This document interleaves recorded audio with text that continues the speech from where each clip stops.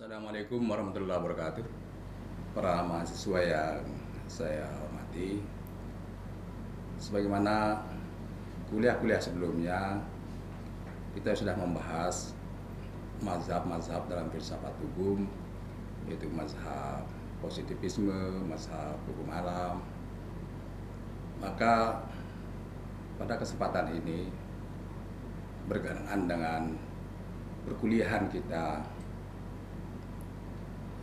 diliburkan akibat adanya wabah virus corona, maka saya akan memberikan kuliah dari jarak jauh kepada para mahasiswa dimanapun berada yang mengikuti kuliah-kuliah saya dalam bidang filsafat hukum. Salah satu mazhab dalam filsafat hukum adalah mazhab sejarah oleh Carl von Savigny, atau sering disebut dengan historis teori atau mazhab sejarah. Savigny lahir pada tahun 1779 di Jerman, di Frankfurt, dan meninggal pada tahun 1861. Nampaknya Savigny sebagai orang yang memberontak terhadap mazhab positivisme yang tidak setuju dengan hukum dipandang sebagai undang-undang. Hanya satu-satunya sumber hukum adalah undang-undang. Oleh karena itu, prinsip utama dari von Savigny bahwa hukum itu adalah pola perilaku yang terlembagakan di tengah-tengah masyarakat. Savigny mempunyai 3 pandangan terhadap hukum dalam teorinya ataupun dalam mazhabnya. Pertama, hukum tidak dibuat, tapi hukum ditemukan di tengah-tengah masyarakat. Nah, apa itu yang ditemukan di tengah masyarakat? Itu adalah perilaku yang terlembagakan, norma-norma adat, ataupun kebiasaan-kebiasaan dalam masyarakat. Itulah yang dianggap sebagai hukum. Hukum tidak dalam bentuk textbooks, tapi adalah apa yang dipraktikkan oleh masyarakat. Bagaimana cara masyarakat menyelesaikan sengketanya, bagaimana masyarakat melaksanakan jual beli dan sebagainya. Itulah hukum dari pandangan Savigny, ataupun perilaku lain yang terlembagakan di tengah masyarakat. Yang kedua, bahwa hukum itu tidak bersifat universal. Jadi hukum menurut pandangan Savigny itu bervariasi tergantung dari bangsa itu sendiri, tergantung dari negara itu sendiri, tergantung dari masyarakat sendiri. Di lain masyarakat, lain corak hukumnya, lain perilakunya, lain model dalam pilihan sengketa. Kita melihat bagaimana kasus ketika terjadinya kecelakaan pesawat udara di Dallas, Amerika Serikat, yaitu Delta Airlines. Bagaimana masyarakat di Amerika sibuk saling salahkan, penumpang mencari lawyer, lalu Dallas Airlines mencari lawyer berdebat, saling tuduh dan saling menyalahkan.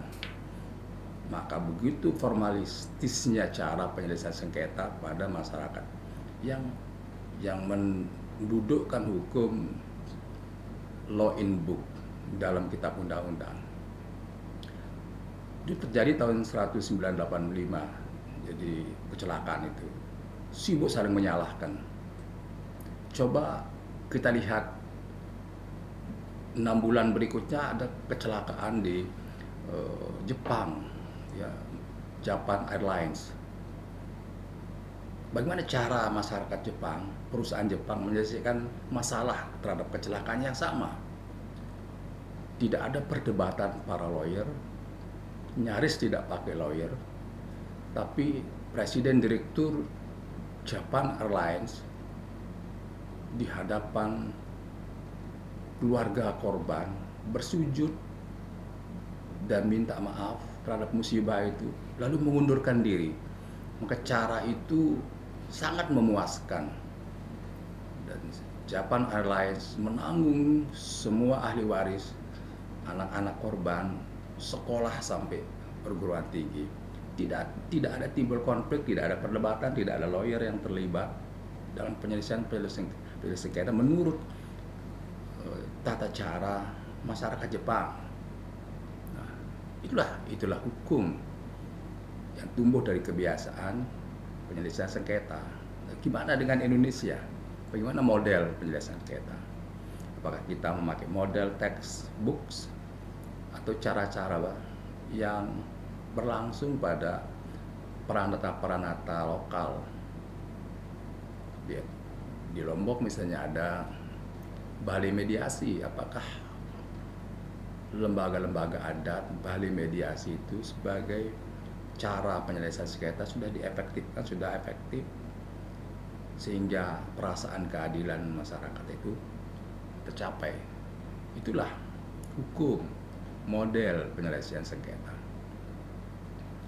Yang ketiga, menurut Sapitni, bahwa hukum itu adalah spirit of the people, jiwa bangsa.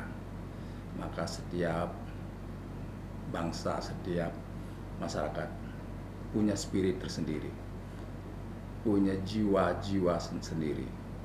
Maka hukum itu mencerminkan dari spirit suatu masyarakat, spirit suatu bangsa, yang memberikan rasa keadilan menurut perasaan-perasaan masyarakat setempat. Tidak bisa dipaksakan hukum formal menurut Sapitni untuk diberlakukan dalam satu masyarakat yang punya nilai tersendiri, yang punya spirit tersendiri. Nah, dalam konteks kita di Indonesia, maka pembentukan hukum dengan mencoba memakai teori Sapitni tentunya perlu dilakukan riset-riset tentang hukum-hukum yang hidup di tengah masyarakat, lalu dijadikan sumber hukum dalam pembentukan hukum nasional ataupun di dalam memutuskan perkara-perkara di pengadilan.